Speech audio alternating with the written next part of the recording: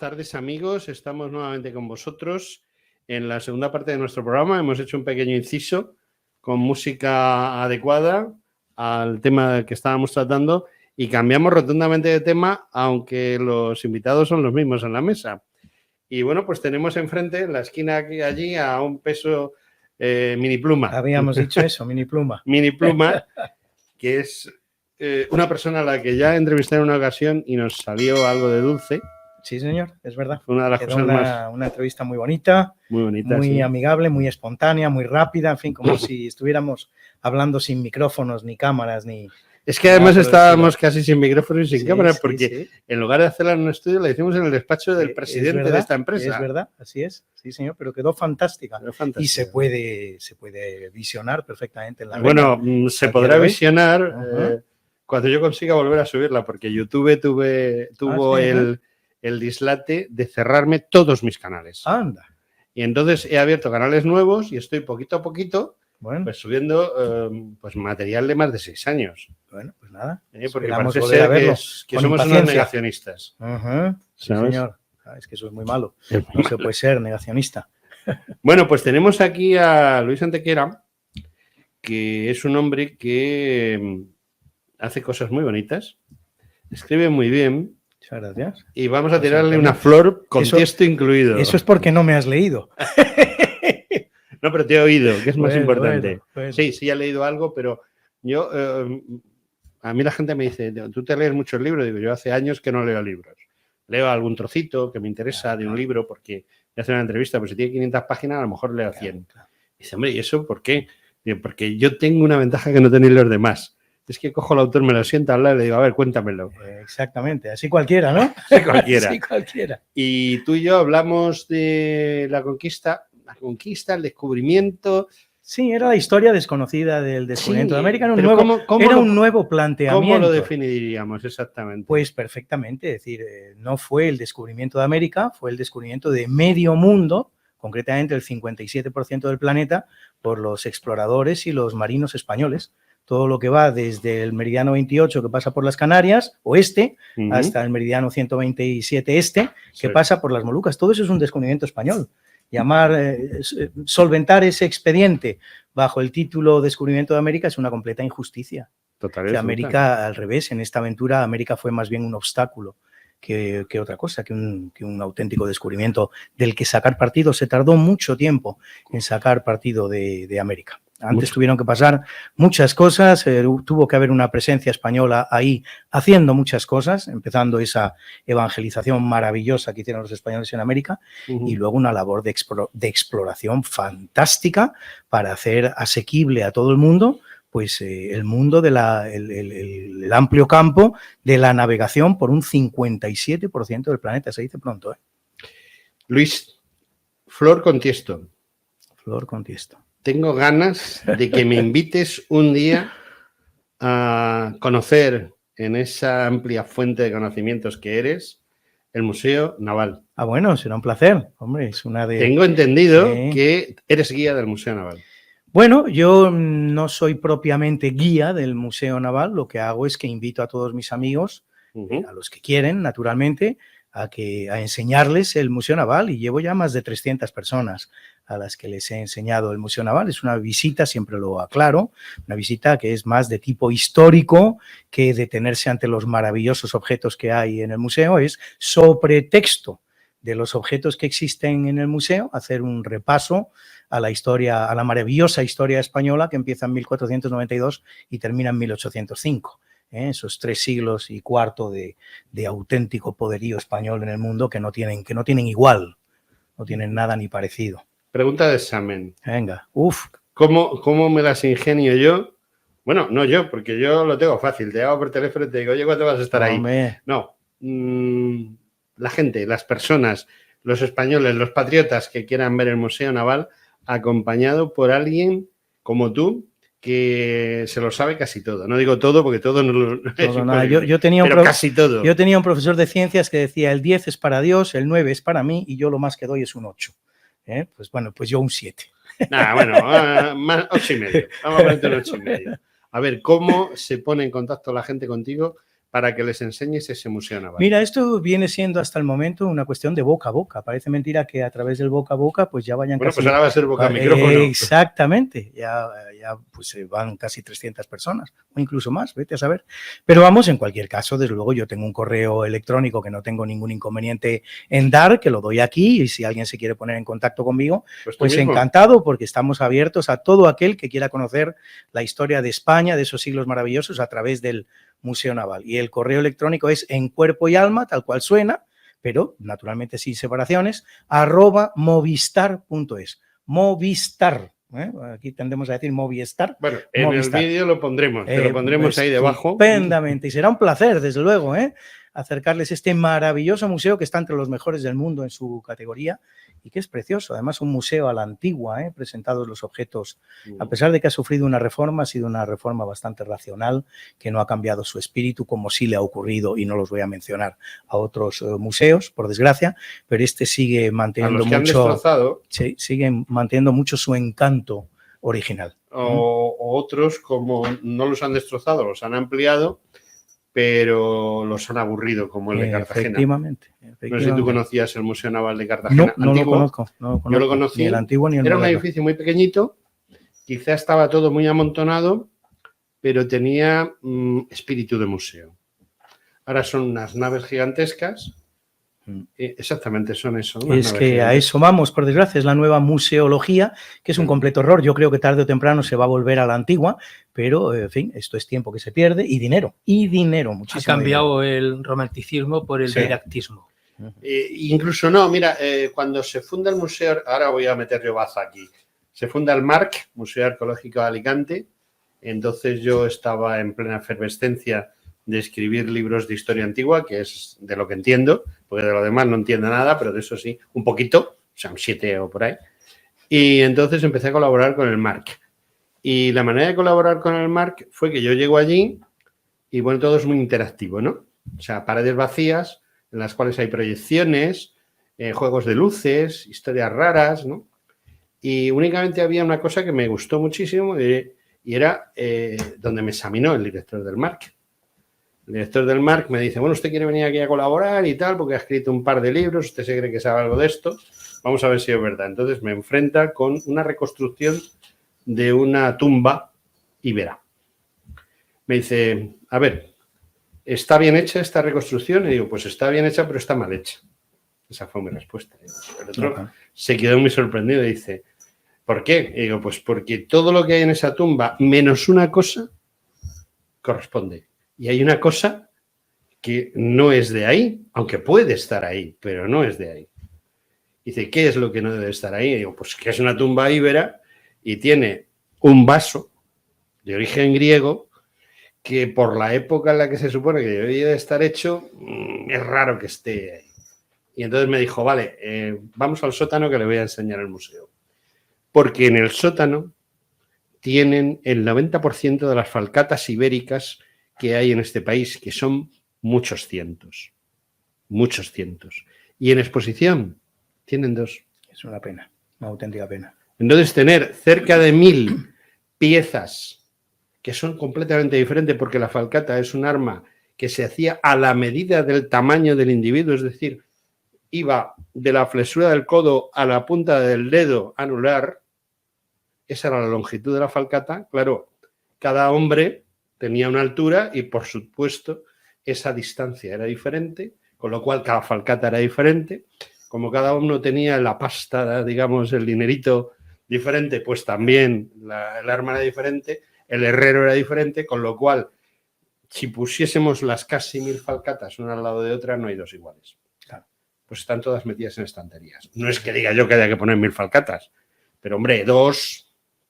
Sí, es que además yo creo que eso no le gusta a nadie. Yo no sé en qué cabeza cabe esta nueva museología, pero el consumidor del producto museo no le gustan los museos que se están haciendo actualmente. Es la pura realidad. Si hiciéramos una encuesta in situ a las personas que están en esos museos, nos encontraríamos una respuesta absolutamente inesperada. No gustan, estos museos no son bonitos, no son bellos, no son atractivos. Y si pudieran comparar estas personas con lo que era ese mismo museo 10 años antes, seguramente optarían por aquel.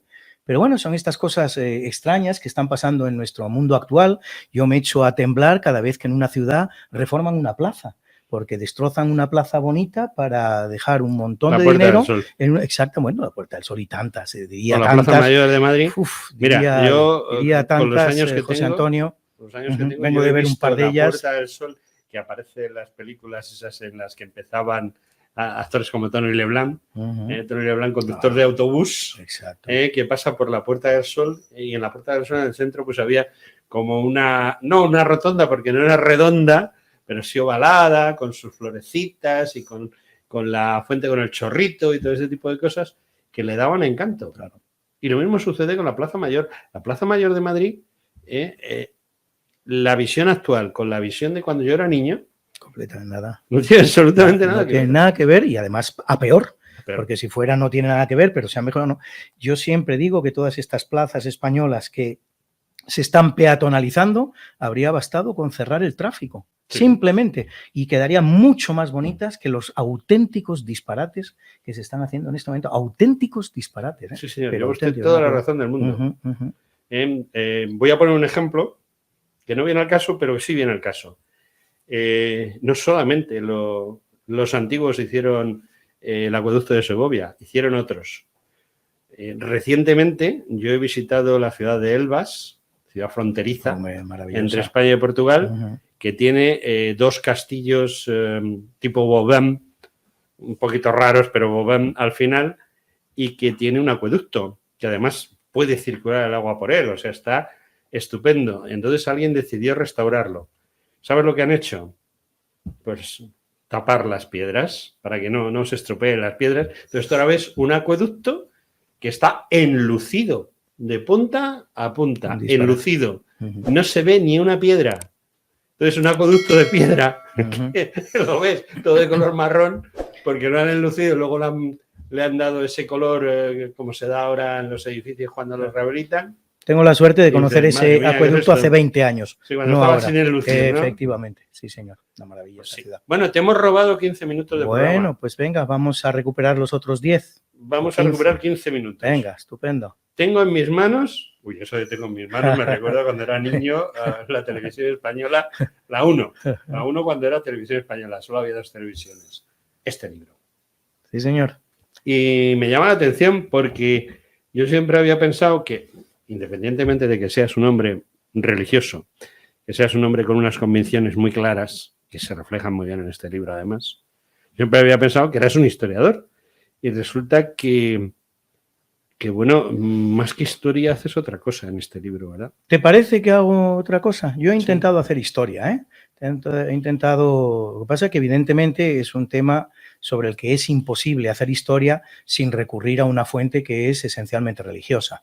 Es decir, si hay una crucifixión en la historia de la humanidad que está bien relatada y mal relatada, ¿eh? Las dos cosas, y me puedo explicar.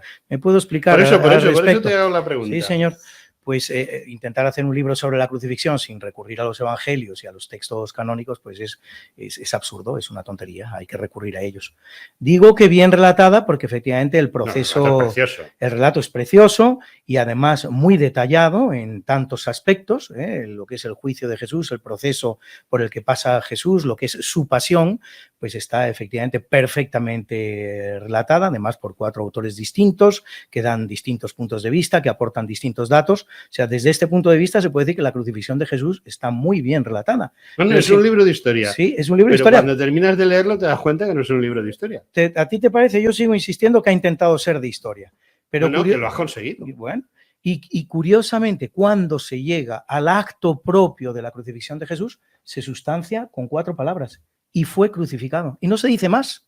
No se dice cómo era la cruz, si fue crucificado a un árbol, si la cruz era de cruz latina, según la entendemos hoy día, si era de X, si era simplemente un estípite, si Jesús fue clavado en el suelo y fue izado, si por el contrario la cruz ya estaba izada y Jesús fue levantado a ella, por no decirse, no se dice ni siquiera que fuera clavado. Es absolutamente impresionante. 4 relatos evangélicos de 4 personas completamente diferentes y ninguno de ellos nos dice propiamente que Jesús fuera clavado. Lo sabemos por un relato adyacente accidental, si se quiere. De esos que vienen después. Efectivamente, que es ese acto famoso en el que Jesús se presenta, se aparece a 7 de sus discípulos, 7 de sus apóstoles, no está Tomás. Los 7 apóstoles le dicen a Tomás que han visto a Jesús y entonces es el propio Tomás el que nos da la información. Dice, no creeré hasta que no meta mi dedo en las llagas de sus manos, en las llagas de sus pies y en el costado. Y por eso sabemos que Jesús fue clavado. De otra manera no lo sabríamos. Por ese relato es por el que digo que no solo es un libro de historia. Porque tú aquí lanzas un mensaje. O sea, es muy importante. Para mí es muy importante. No ya que tú cuentes tu versión, que se apoya en versiones históricas, no ya que tú utilices la historia real, la historia con todo lo que significa los archivos, con lo que significa los evangelios, con lo que significa todo eso, sino que tú esta historia la cuentas con el corazón. Ah, bueno, eso por supuesto. Pero eso, esa es la diferencia que te quiero decir. Cualquiera de mis Los libros de historia no son siempre solo libros de historia, y más en tu caso que es con el corazón. Yo tengo una hija y 7 libros.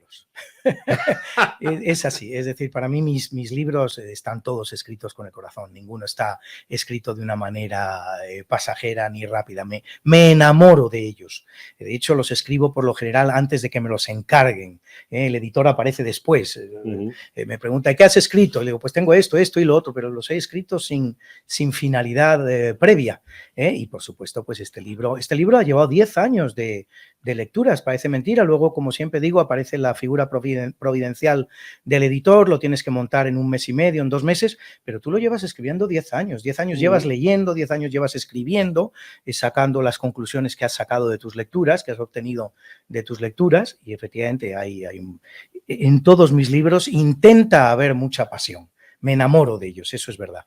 Pues eso es lo que yo te quería decir, porque la verdad es que yo lo cogí como un libro de historia, una historia que conozco perfectamente. Es conocida y es desconocida al mismo tiempo, la historia de la crucifixión. Yo soy un católico que ha leído, no reniego en ningún momento de mi religión, soy un católico que ha leído convenientemente lo que tú cuentas aquí y las cosas que cuentas, pues llega un momento en que enganchan. O sea, advierto a los lectores que si compran este libro, pues se van a tener que leer todo el libro porque el libro engancha. El libro engancha por eso, porque es un libro de historia, pero en realidad es un libro de sentimientos. Eso es lo que yo he entendido, bueno, pues he encontrado. Me alegro de que lo hayas visto así, José Antonio. Hay muchas sorpresas en el libro, hay muchas sorpresas. Bueno, evidentemente el libro está prácticamente... No hagamos spoiler. No, lo que voy a hacer no es spoiler. Dime. Para nada. No, el libro está dividido en 2 partes. Una parte primera son testimonios históricos que nada tienen que ver con la religión cristiana y la segunda parte, que más o menos viene a ocupar la mitad del libro, pues es ya un repaso y una investigación y más o menos exhaustiva sobre lo que fue la gran crucifixión de la historia, que es la de Jesucristo, ¿no? Y la verdad es que la mera lectura de los evangelios nos lleva a sorpresas, una lectura comparativa de cada uno de los evangelios nos lleva a sorpresas inimaginables, que muchos exégetas conocerán, pero el común del público no.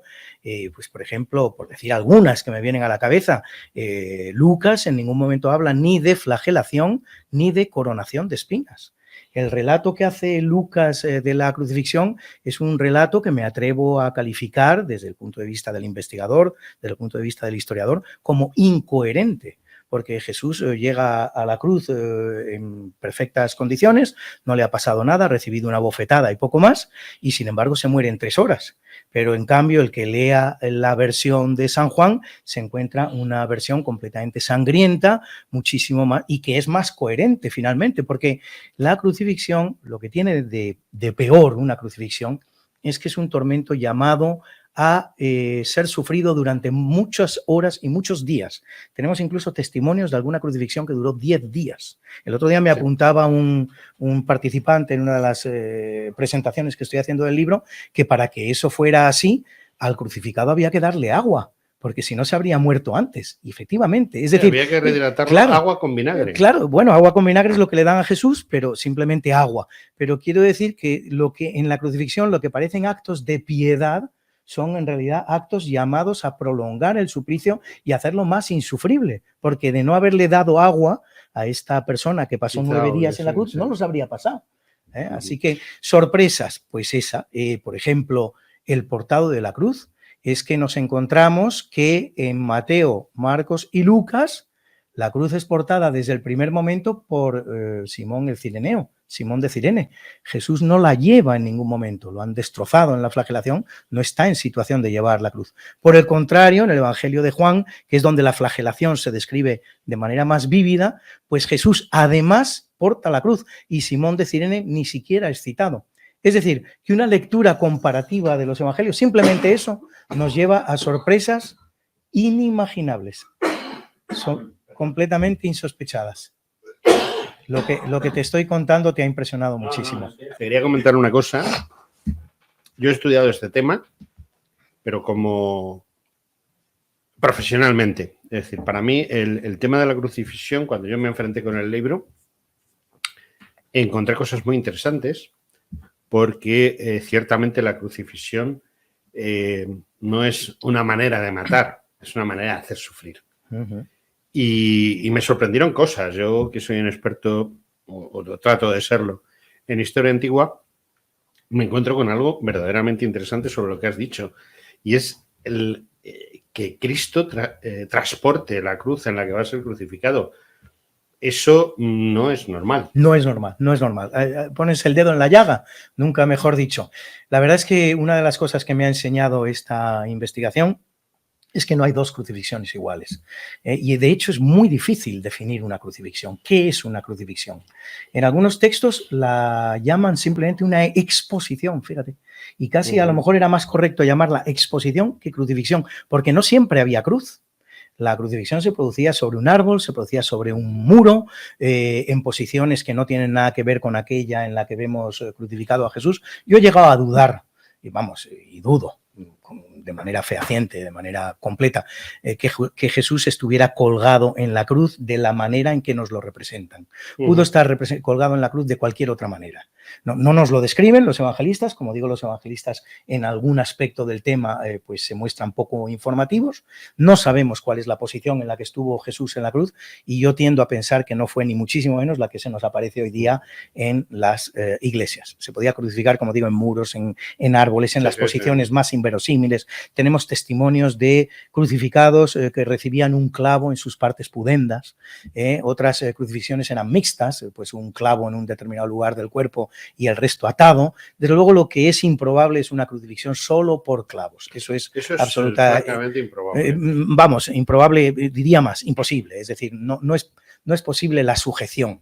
A partir de la información que nos aporta la Sábana Santa, hay un médico francés, el doctor Destaux, que ha intentado establecer un lugar de la muñeca en el que la sujeción de un cuerpo humano sería más firme y evidentemente el espacio de Destaux, que ha quedado llamado, que no es un espacio que sea denominado para la medicina ni para los médicos, es más bien denominado para los sindonólogos. Le vamos a llamar a este espacio el espacio de Stott, que es el que aparece en la Sábana Santa y que evidentemente dentro de lo que es la muñeca es el que aportaría una mejor fijación, pero yo sigo dudando que la fijación que aportara ese clavado fuera suficiente. Yo estoy absolutamente convencido de que Jesús, además de ser clavado, cosa que sabemos gracias al Evangelio de Juan, fue atado, como lo representa muy bien, por cierto, la película La Pasión. Efectivamente, porque ciertamente las pruebas históricas, desde el punto de vista histórico, todo el material del que disponemos y que nos habla de crucifixiones, sobre todo durante el propio Imperio Romano, en cualquier parte, no ya allí